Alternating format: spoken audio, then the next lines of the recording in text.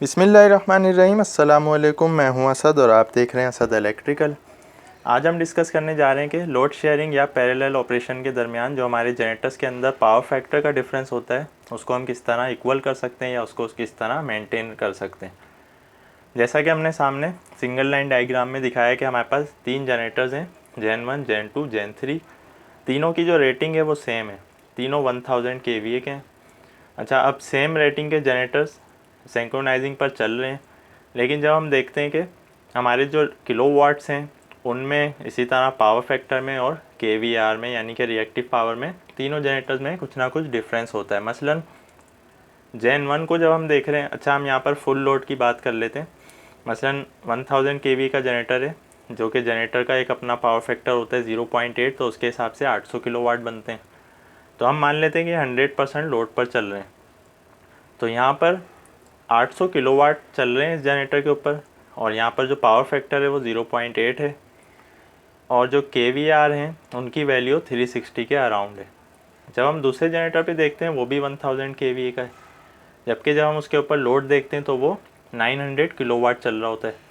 क्योंकि जनरेटर का जो अपना पावर फैक्टर है वो 0.8 होता है, तो उसके हिसाब से तो ये 800 किलोवाट का बनेगा। लेकिन जब हम पावर फैक्टर को बढ़ा देंगे तो क्या होगा, किलोवाट की वैल्यू बढ़ जाएगी, और क्या होगा, केवीआर की वैल्यू कम हो जाएगी। तो आप देख सकते हैं कि 0.8 पावर फैक्टर पे 360 केवीआर थे, 0.9 पावर फैक्टर पे 190 किलोवाट केवीआर हैं। और जेन 3 पे जब हम देख रहे हैं तो किलोवाट जो है वो 700 चल रहे हैं, क्योंकि पावर फैक्टर जो है 0.7 हो गया, यानी कि दोनों के मुकाबले में सबसे कम हो गया है। तो यहाँ पर जो केवीआर की वैल्यू है वो सबसे ज़्यादा हो गई है, 508। तो आप देख सकते हैं कि पावर फैक्टर चेंज होने से हमारे किलोवाट और केवीआर दोनों की वैल्यूज़ में फ़र्क आ रहा है। तो ये जो फ़र्क होता है इसको हम किस तरह कंट्रोल कर सकते हैं, यानी कि ऐसा हो जाए कि हमारे जो किलोवाट्स हैं वो तीनों जनरेटर पर तकरीबन बराबर बराबर आ जाएं। अच्छा, ये पूरे एग्जैक्ट तो बराबर नहीं आते, लेकिन इनको करीब करीब लाया जा सकता है। तो हमें इस चीज़ के लिए क्या करना होगा कि तीनों जनरेटर्स के जो पावर फैक्टर हैं उनको कंट्रोल करना होगा। तो जब पावर फैक्टर इक्वल हो जाएंगे तो किलोवाट और केवीआर खुद से इक्वल हो जाएंगे। अच्छा, ये हमने कैलकुलेशन करने के बाद यहाँ वैल्यूज़ लिखी हैं। आप चाहें तो फार्मूले के ज़रिए 3 फेज जनरेटर का जो फार्मूला उस पर अप्लाई होता है उसके ज़रिए से वैल्यूज़ मालूम कर सकते हैं कि एक 800 किलोवाट पे चलने वाला जनरेटर जो कि 0.8 पावर फैक्टर पे चल रहा है तो उसके केवीआर इतने बनेंगे। इसी तरह जो 900 किलोवाट पे चल रहा होगा 0.9 पावर फैक्टर के साथ, उसके केवीआर कितने बनेंगे। तो तीनों जनरेटर की जो कैलकुलेशन है, एक्चुअल कैलकुलेशन, उसके बाद हमने ये वैल्यूज़ यहाँ पर लिखी हैं। अब हम बात करते हैं कि पावर फैक्टर्स का जो डिफरेंस है तीनों जनरेटर्स में उसको हम किस तरह कम कर सकते हैं। ऐसा हो जाए कि हमारे तीनों जनरेटर्स के जो पावर फैक्टर हैं वो तकरीबन करीब आ जाएं, ताकि हमारे जो किलोवाट और जो केवीआर हैं वो भी इक्वल हो जाएं या इक्वल होने के करीब हो जाएं। तो हम बात कर रहे थे कि पावर फैक्टर को किस तरह कंट्रोल किया जा सकता है। यहाँ पर हमने एक जनरेटर को ले लिया है। जैसा कि आप देख सकते हैं कि जनरेटर के साथ एवीआर अटैच होता है, और एवीआर क्या काम करता है, यानी कि ऑटोमेटिक वोल्टेज रेगुलेटर। ये वोल्टेज की रेगुलेशन करता है as per requirement of the load. अब एवीआर जो वोल्टेज को कंट्रोल करता है वो किसके ज़रिए से करता है, ये हम ऑलरेडी इन पर वीडियोस बना चुके हैं। एक्साइटेशन सिस्टम के ज़रिए करता है। एक्साइटेशन सिस्टम के ज़रिए किस तरह करता है कि जब एक्साइटेशन को हम बढ़ाते हैं तो हमारी जो रिएक्टिव पावर है वो बढ़ती है, और एक्साइटेशन को जब कम करते हैं तो रिएक्टिव पावर भी कम होती है। अब चूँकि एक्साइटेशन बढ़ाने का मतलब ये होता है कि जनरेटर के अंदर जो रोटेटिंग मैग्नेटिक फील्ड है उसको बढ़ाया जाए, यानी उसके अमाउंट को बढ़ाया जाए। तो जब मैग्नेटिक फील्ड का अमाउंट बढ़ता है तो वहाँ पर ऑटोमेटिकली रिएक्टिव पावर भी इंक्रीज़ होने लगती है। रिएक्टिव पावर जिसको हम केवीआर या एमवीएआर या खाली वीएआर में मेजर करते हैं।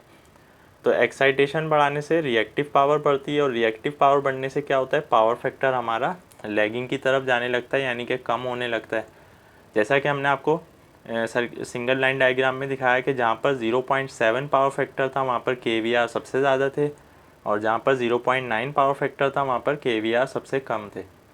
तो जहाँ पर केवीआर ज़्यादा है वहाँ पावर फैक्टर कम होगा, जहाँ केवीआर कम है वहाँ पावर फैक्टर ज़्यादा होगा। और केवीआर जो है वो किससे कंट्रोल हो रहे हैं, हमारे एक्साइटेशन सिस्टम से, और एक्साइटेशन सिस्टम कहाँ से कंट्रोल हो रहा है, हमारे एवीआर से। तो ये चीज़ समझ में आई कि पावर फैक्टर को जो हम इक्वल करने की कोशिश करेंगे। हमारे बहुत सारे मल्टीपल जनरेटर्स चल रहे हैं लोड शेयरिंग के ऊपर, तो वहाँ पर पावर फैक्टर को इक्वल करने के लिए हमें AVR से ही एडजस्टमेंट करनी होगी। तो ये चीज़ अगर क्लियर हो गई तो अब आगे चलते हैं कि AVR से किस तरह हम अपने पावर फैक्टर को इक्वल कर सकते हैं या एडजस्ट कर सकते हैं। तो हम बात कर रहे थे कि AVR के ज़रिए किस तरह हम पावर फैक्टर को कंट्रोल कर सकते हैं। तो सबसे पहले आप देख सकते हैं कि हमारा जो AVR होता है उसके अंदर एक ऑप्शन होता है उसके वोल्टेज को एडजस्ट करने का, जिसको हम वोल्टेज लेवल एडजस्टर कहते हैं, जो कि छोटा सा उसी में लगा हुआ होता है, जिसको हम स्क्रू ड्राइवर से घुमा के वोल्टेज को मेंटेन करते हैं। फिर दूसरा ऑप्शन AVR में हमारे पास होता है पोटेंशियोमीटर का। पोटेंशियोमीटर के ऊपर भी हम बात कर चुके हैं ऑलरेडी, इस पर वीडियो बना चुके हैं कि अगर हमें किसी दूर जगह से वोल्टेज को रेगुलेट करवाना है तो क्या करते हैं हम कि AVR से 2 वायर लेकर अपने पोटेंशियोमीटर तक ले जाते हैं, चाहे वो जनरेटर के पैनल पर लगा हुआ हो या हमारे कंट्रोल रूम में लगा हुआ हो। तो वहाँ से भी हम वोल्टेज को एक लिमिटेड वैल्यू तक एडजस्ट कर सकते हैं, मिनिमम मैक्सिमम। तो वोल्टेज को कंट्रोल करने की 2 चीज़ें कहाँ हैं AVR में, एक वोल्टेज लेवल, दूसरा पोटेंशियोमीटर। तो ये दोनों मिलकर क्या कर रहे हैं, हमारे एक्साइटेशन सिस्टम को कंट्रोल कर रहे हैं। और जब ये एक्साइटेशन सिस्टम को कंट्रोल करते हैं तो वहीं से हमारे वोल्टेज जो है वो मेंटेन होते हैं। तो एक्साइटेशन का हमने आपको बताया कि एक्साइटेशन बढ़ने से हमारी रिएक्टिव पावर बढ़ती है, और रिएक्टिव पावर बढ़ने से हमारा पावर फैक्टर जो है वो कम हो जाता है, जिसकी वजह से क्या होता है कि वहाँ पर पावर फैक्टर में डिफरेंस आ जाता है। तो हमें ये करना होता है कि मसलन हमारे पास 4 जनरेटर हैं या 5 जनरेटर हैं जिनमें डिफरेंट पावर फैक्टर चल रहा है। तो हमें करना ये होगा कि वोल्टेज के ज़रिए से पावर फैक्टर को कम या ज़्यादा करना होगा। तो वो इस तरह हो सकता है कि रनिंग के दौरान, यानी कि सिंक्रोनाइजिंग के दौरान, लोड शेयरिंग के दौरान ही हम अपने वोल्टेज लेवल को कम करें और देखें कि हमारे जो पावर फैक्टर है उस पर क्या फ़र्क पड़ रहा है। क्योंकि वोल्टेज के लेवल को जब हम कम करेंगे तो यहाँ से एक्साइटेशन सिस्टम के ज़रिए इसकी जो रिएक्टिव पावर है वो कम होगी, तो पावर फैक्टर हमारा इम्प्रूव होगा, यानी कि ऊपर की तरफ आएगा, बढ़ेगा। और अगर हम देख रहे हैं कि हमारा जो वोल्टेज लेवल है उसको कम करने से हमारे पावर फैक्टर पे फ़र्क नहीं पड़ रहा, तो फिर हम पोटेंशियोमीटर के ज़रिए भी इसको कंट्रोल कर सकते हैं। तो इसका सबसे जो आसान तरीका है वो ये होता है कि हमारे जितने भी मल्टीपल जनरेटर्स जो लोड शेयरिंग पे या पैरेललिंग में चल रहे हैं उनके वोल्टेज, यानी AVR के अंदर जो वोल्टेज का लेवल है वो तकरीबन एक पोजीशन पर हो। उनके जो पोटेंशियोमीटर के टर्न है, मसलन ये 10 टर्न इसके होते हैं पोटेंशियोमीटर के मसलन, तो सारे जनरेटर्स के जो पोटेंशियोमीटर हैं उनको बिल्कुल मिनिमम करके बिल्कुल एक पोजीशन पर लाकर हमें रोकना है। तो जब भी हमारे AVR के वोल्टेज का लेवल और हमारे पोटेंशियोमीटर का जो टर्निंग पॉइंट है वो सारे जनरेटर्स के सेम होंगे तो हमारा जो पावर फैक्टर है वो तकरीबन आसपास होगा सबका। लेकिन अगर किसी AVR में वोल्टेज का जो लेवल है वो ज़्यादा हुआ है, पोटेंशियोमीटर से वोल्टेज कम हुए में, अच्छा किसी जनरेटर में वोल्टेज लेवल कम हुआ है, पोटेंशियोमीटर ज़्यादा घूमा हुआ है, तो वोल्टेज तो बज़ाहिर हमें 400 मिल रहे हैं या जो भी उसकी कांस्टेंट वैल्यू वो मिल रही है, लेकिन हम देखते हैं कि वहाँ पर पावर फैक्टर में डिफरेंस आ रहा होता है। तो पावर फैक्टर के इस डिफरेंस को ख़त्म करने के लिए हमें क्या करना होता है कि सारे जनरेटर्स के AVR के वोल्टेज लेवल और पोटेंशियोमीटर को एक पोजीशन पे लाने की कोशिश करनी होती है। उससे ये होता है कि सारे जनरेटर्स का जो एक्साइटेशन सिस्टम है वो करीब करीब आ जाता है और उससे जो रिएक्टिव पावर है वो भी करीब हो जाती है। तो जब रिएक्टिव पावर करीब होती है तो हमारा जो पावर फैक्टर है वो कंट्रोल हो जाता है, यानी कि इक्वल होने की तरफ आ जाता है।